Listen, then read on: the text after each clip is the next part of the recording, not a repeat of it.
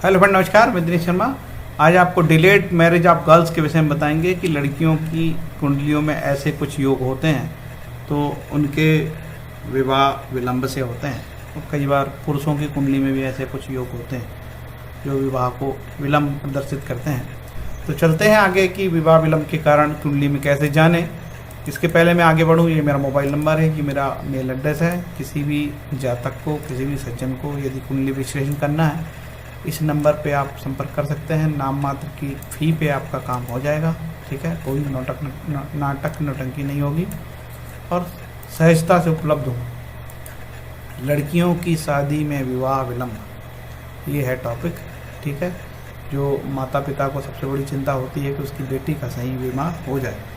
और सरकार कहती है कि भाई विवाह की जो सरकार ने निर्धारित तारीख कर रखी है ना। सरकार का ऐसा मानना है कि जो बाल विवाह प्रतिषेध अधिनियम 2006, जिसका ऑफिशियल गजट नोटिफिकेशन 11 जनवरी 2007 को हुआ है, तो उसकी जो धारा है बाल विवाह प्रतिषेध अधिनियम 2006 की परिभाषा है, तो मेल के मामले में लड़का कम से कम 21 वर्ष का होना चाहिए, उससे कम का नहीं, और लड़की 18 वर्ष की होनी चाहिए। यदि ये उम्र है तो विवाह वैलिड माना जाता है, अदरवाइज विवाह शून्य घोषित कर दिया जाएगा अधिनियम के तहत। इस बात का जरूर ध्यान रखा जाए कि लड़के की आयु 21 वर्ष हो और लड़की की 18 वर्ष से कम ना हो, नहीं तो विवाह शून्य की श्रेणी में आ जाएगा, है ना। ये भारत सरकार के नियम है। तो सभी की 12 लग्न की कुंडली है, सभी की लग्न में इस लड़कियों की कुंडली में इस प्रकार के योग देखें, और खासकर सप्तम भाव, सप्तमेश, अष्टम भाव आदि आदि योग है, उसका मैं बताता हूँ। जो मेन बात कर रहा हूँ कि यदि कुंडली के ये जो पॉइंट पे आपको ध्यान देना होगा, शुक्र सप्तम भाव, सप्तमेश, अष्टम भाव, अष्टमेश, द्वादश भाव और द्वादशेश, ये आप तो जानते ही होंगे कि छठा भाव, सातवां भाव, आठवां भाव और 12वां भाव क्या है, शुक्र। तो बिना गुरु की दृष्टि के सप्तमेश पे यदि गुरु की दृष्टि पड़ती है तो अच्छी बात है विवाह के लिए, नहीं पड़ती है तो दिक्कत होती है। शुक्र, चंद्र और लग्न अथवा लग्नेश पर शनि की दृष्टि, तीनों दृष्टि से कुंडली का विश्लेषण किया जाएगा। शुक्र से, चंद्र से, लग्न से अथवा लग्नेश पर शनि की दृष्टि है। शनि की दृष्टि विलंब का कारण होती है। शनि और सूर्य का समसप्तक, मतलब शनि से सूर्य 7वें स्थान पर बैठे, या सूर्य से शनि या शनि से सूर्य, ये भी विवाह का कारण होता है लड़कियों की कुंडली में। पंचमेश और सप्तमेश का राशि परिवर्तन, यह भी विवाह का कारण होता है। क्यों कि पंचमेश और सप्तमेश का राशि परिवर्तन होता है तो ये प्रेम संबंध भी बताता है। यदि जातक या जाति का प्रेम संबंध में इंगेज रहते हैं तो किन्हीं कारणों से विवाह विलंब होता है। परिवार समाज की अनुमति नहीं मिलती है, वो दूसरे रिलेशनशिप में इंगेज रहते हैं तो भी विवाह विलंब होता है। सप्तमेश और पंचमेश का राशि परिवर्तन भी इसी प्रकार से विवाह विलंब का कारण बनता है। पंचम और पंचमेश का पीड़ित होना, पंचम भाव और पंचमेश का पीड़ित होना, क्यों? पंचम भाव तो संतान का भाव है। कई बार ऐसा होता है कि संतान विलंब होती है, संतान विलंब के कारण विवाह विलंब होता है। तो ये कुंडली में पता होना चाहिए कि पंचम भाव पीड़ित तो नहीं है। पंचम भाव और बैरन साइन, यदि पंचम भाव में बैरन साइन मतलब निर्वीज राशि, ऐसी कोई राशि है जैसे कि पहली राशि मेष, मिथुन राशि, सिंह राशि, कन्या राशि, और कुछ एस्ट्रोलॉजर कहते हैं 11 नंबर की राशि जो है वो भी निर्बीज राशि है, और खासकर सिंह राशि को तो ज़्यादा मान्यता देते हैं कि ये निर्बीज में ज़्यादा शक्तिशाली है। ये राशि यदि पंचम भाव में हो और उधर नवमांश कुंडली में भी पंचम भाव पीड़ित हो और उधर सप्तांश कुंडली में भी पंचम भाव पीड़ित हो, तो ऐसी स्थिति बनती है कि जातिका को विवाह की समस्या हो सकती है। तो मेन जो है पंचम भाव और सप्तम भाव और 8वां भाव और ये 12वां भाव और शनि सूर्य का समसप्तक और शुक्र का पीड़ित होना, इन सब से ही पता लगाया जाता है कि सही मायने में विवाह विलंब होगा या नहीं होगा। तो ये कुंडली का जो पंचम भाव होगा तो इसमें पंचम भाव कहलाएगा, ये बताता हूँ आपको कौन सा पंचम भाव होगा। देखिए कुंडली में ये पंचम भाव कहलाता है जहाँ कर्सर रखा है, ठीक है। और ये छठा भाव कहलाएगा, ठीक। ये 7वां भाव कहलाएगा और ये वाला भाव 8वां भाव कहलाएगा, ठीक, 8वां। और ये वाला भाव कहलाएगा 12वां भाव। ये पीड़ित नहीं होना चाहिए, ठीक। इसके बाद एक और सिद्धांत बताया कि सूर्य और शनि का इस प्रकार से दृष्टि होती है, इसको समसप्तक बोलते हैं, एक दूसरे से 7वीं दृष्टि। ये कहीं पे भी हो सकती है भाई, यहाँ पे भी हो सकती है ना। या फिर ये दृष्टि यहाँ पे भी हो सकती है। ये भी विवाह विलंब और संतान उत्पत्ति के मामले में, खासकर विवाह के मामले में नेगेटिव हो सकता है। तो कुंडली का विश्लेषण केवल शुक्र कुंडली से, शुक्र के हिसाब से ही नहीं, चंद्र कुंडली से भी देखा जाएगा, और शुक्र कुंडली, चंद्र कुंडली, सब कुंडली से लगा के, और नवमांश कुंडली, इनमें भी अध्ययन किया जाएगा कि कहीं ऐसे योग तो नहीं बन रहा है। यदि ऐसे योग बनते हैं तो फिर चिंता की बात होती है। इसके अतिरिक्त भी योग बनते हैं। इसके अतिरिक्त क्या योग है देखते हैं। लग्न चंद्र और शुक्र से सप्तम भाव पर पाप ग्रहों को प्रभाव ना हो, मेन है सप्तम भाव। ठीक, फिर सप्तम भाव पे आते हैं साहब। ये जो भाव है सप्तम भाव, ठीक है, ये कुंडली का सप्तम भाव कहलाता था। ये सप्तम भाव है ना, और कालपुरुष की कुंडली में ये सप्तम भाव, ठीक है। तो ये पीड़ित नहीं होना चाहिए सप्तम भाव, ठीक। फिर आते हैं मेन पे। दूसरा सिद्धांत कहता है लग्न से द्वितीय अष्टम द्वादश भाव पर पाप अशुभ ग्रह ना हो। लग्न में, द्वितीय में, अष्टम में, द्वादश पे। तो आपको ये सप्तम हो गया, ये लग्न हो गया, ठीक है, ये दूसरा हो गया, ठीक है। इसके बाद अष्टम ये हो गया, और ये 12वां, ये भाव पीड़ित नहीं होने चाहिए, ठीक। 3 भाव बता दिए मैंने। इसके बाद बोलता है कि द्वितीय भाव या सप्तम भाव में वक्री ग्रह ना हो। तो ये द्वितीय भाव हो गया, ठीक है, और ये 7वां भाव है, यहाँ वक्री ग्रह ना हो। लग्न या शुक्र से अष्टम भाव में शनि देरी करवाता है। लग्न या शुक्र से अष्टम भाव में शनि देरी कराता है। तो अष्टम भाव की बात कर रहा है, लग्न या शुक्र से अष्टम भाव। शनि मतलब लग्न से शनि अष्टम और शुक्र से शनि अष्टम, ठीक है। यहाँ अष्टम शनि की बात कर रहा हूँ मैं। लग्न या शुक्र से अष्टम शनि, कैसे योग पता करोगे? ये लग्न में, लग्न से, ठीक है, ये तो खाली हो गया। ये लग्न से शनि यहाँ आ जाए अष्टम, ठीक। या शुक्र से अष्टम शनि, तो शुक्र से कैसे मान के चलो, शुक्र आपकी कुंडली यहाँ बैठा है और शनि हो गया यहाँ, तो ये शुक्र से गिनोगे तो ये 7 और ये 8। षडाष्टक शनि और शुक्र, ये भी विलंब का कारण होता है। षडाष्टक शनि शुक्र, ठीक है। अब आगे चलते हैं। शुक्र अशुभ दुर्धरा में ना हो, ठीक है। शुक्र कैसे ना हो? शुक्र इस कुंडली में इस प्रकार से ना हो। तो एक प्रकार से यहाँ शनि पड़ा रहे और यहाँ सूर्य आ जाए और ये मंगल आ जाए। तो देखो सूर्य जो है ना, या मंगल ना हो तो कोई भी ग्रह है, यहाँ शनि ना हो के मंगल भी हो सकता है। तो ये शुभ जो है ना अशुभ दुर्धरा में आ गया, ठीक। शुक्र पीड़ित हो गया। ये शुक्र यहाँ के अलावा कहीं और पीड़ित हो सकता है, यहाँ भी पीड़ित हो सकता है इस भाव से, ऐसे यहाँ भी पीड़ित हो सकता है शनि, और इसके पाप कर्तरी में हो गया, अशुभ दुर्धरा हो गई। इसके बाद कहता है नवांश में शुक्र पीड़ित या अशुभ प्रभाव में ना हो। नवमांश कुंडली देखना पड़ेगा, वहाँ शुक्र पीड़ित ना हो या अशुभ ना हो। लग्न गुरु या अंत के 5 अंश में ना हो। ये भी नियम है कि लग्न शुरू या अंत के 5 अंश में ना हो। लग्न जो होती है आपकी या 0 से 5 या आखिरी बॉर्डर की 25 से लेकर 30 के बीच में आती है, उसमें ना हो। ये भी बात कही है, ठीक है। आगे चलते हैं। ये भाई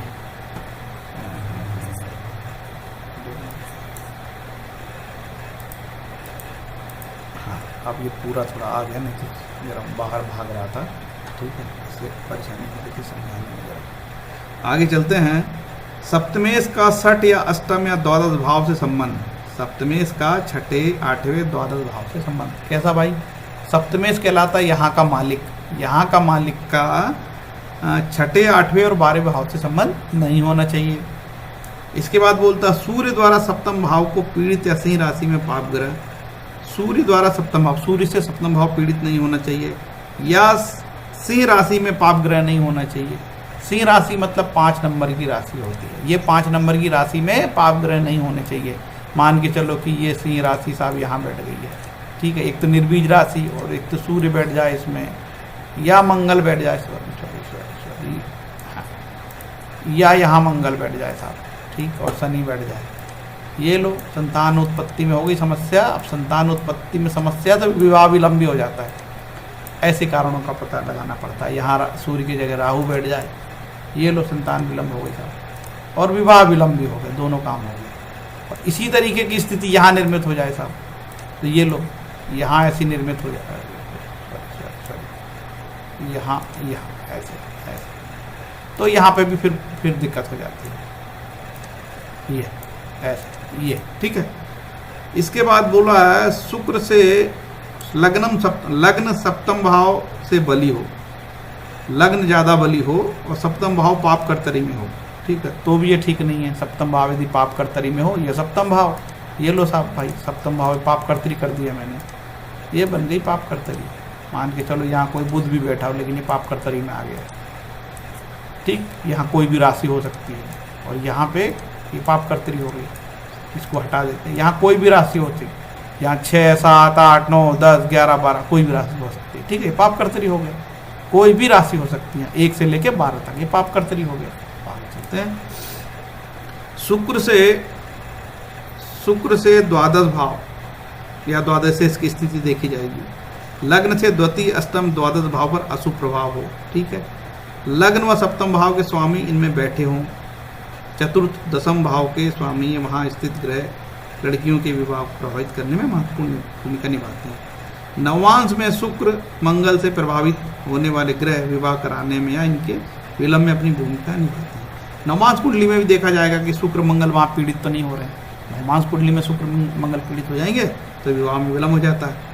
शुक्र का निर्बीज राशि सी में होना भी देरी करवाता है। ये जो शुक्र है ये ऐसे इस राशि में नहीं बैठना चाहिए, खासकर यहाँ पे, और खासकर ये पंचम भाव में नहीं होना चाहिए, ठीक है।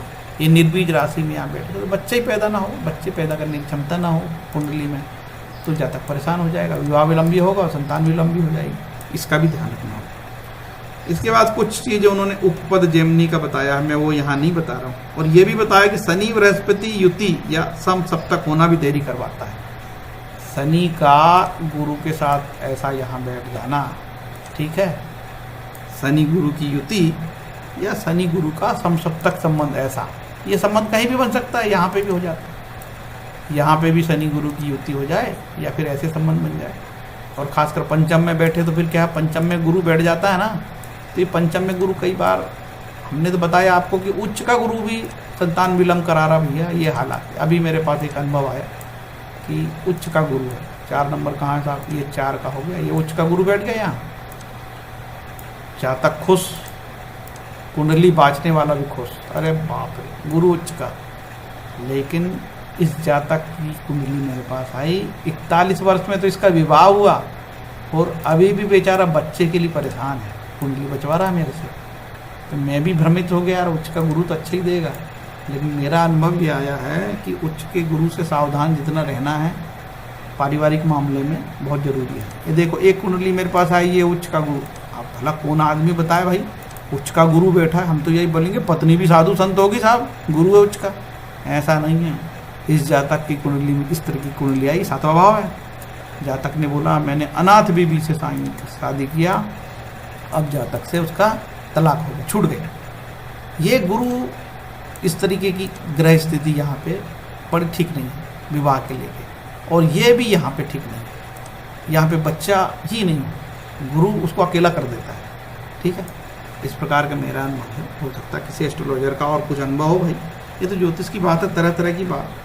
कोई बड़ी बड़ी डींग मानने लगे तो अपन क्या कर सकते हैं, यार मैंने ऐसा देखा, मैंने ऐसा देखा, तो लोग मान लेते हैं, तो झूठ का बोलबाला है दुनिया में।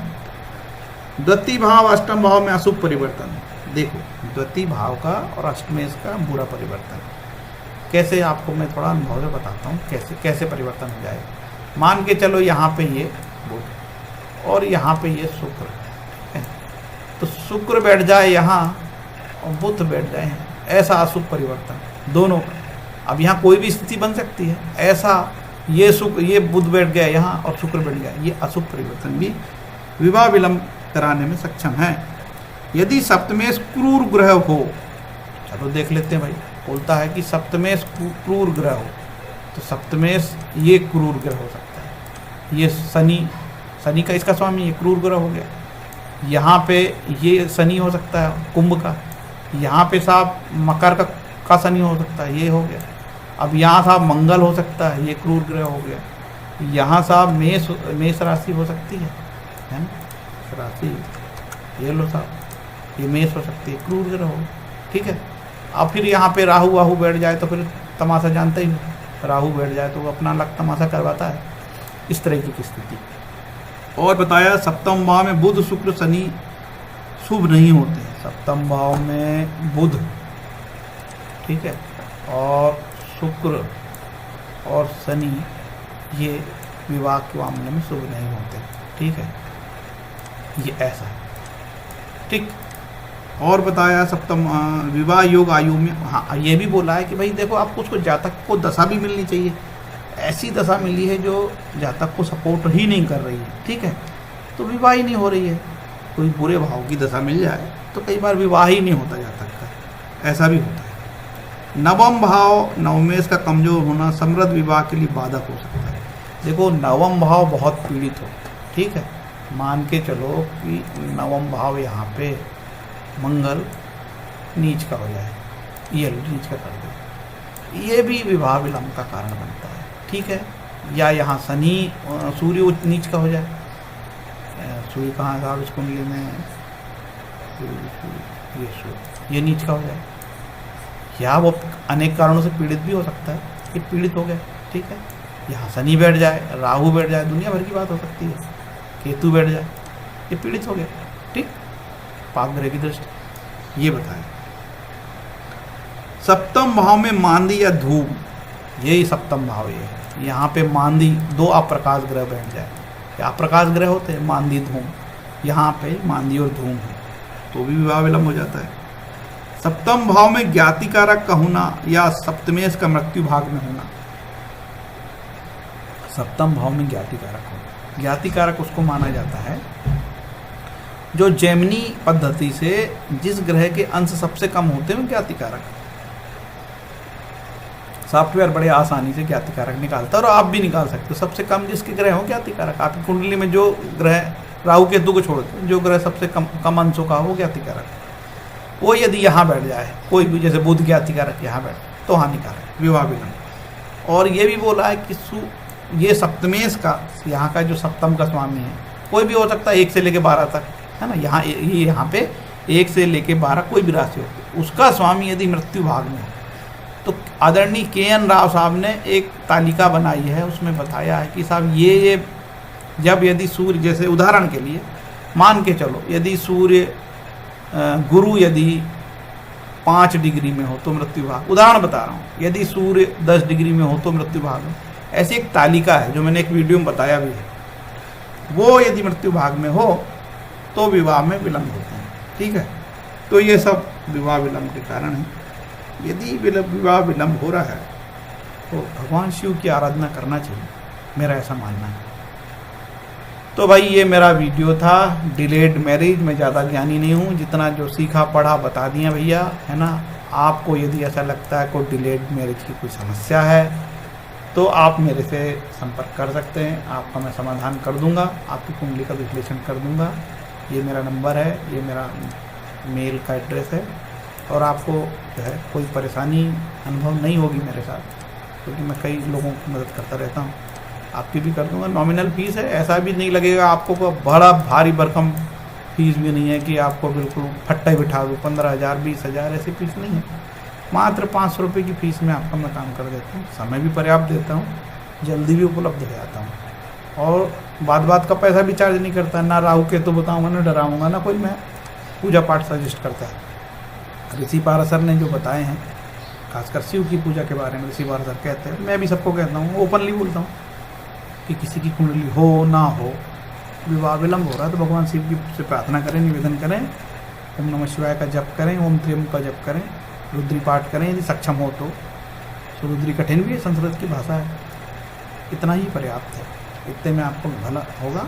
और विष्णु सहस्रनाम का पाठ नियमित दैनिक पूजा पाठ में शामिल करना चाहिए। दुर्गा सप्तशती आपको सप्ताह में 1 बार पढ़ लेना चाहिए, ना हो तो अर्गला कीलक कवच, है ना भाई, किसका विवाह विलंब हो रहा है तो माँ दुर्गा की कृपा अच्छी है तो विवाह अर्गला कीलक कवच को भी पढ़ लो।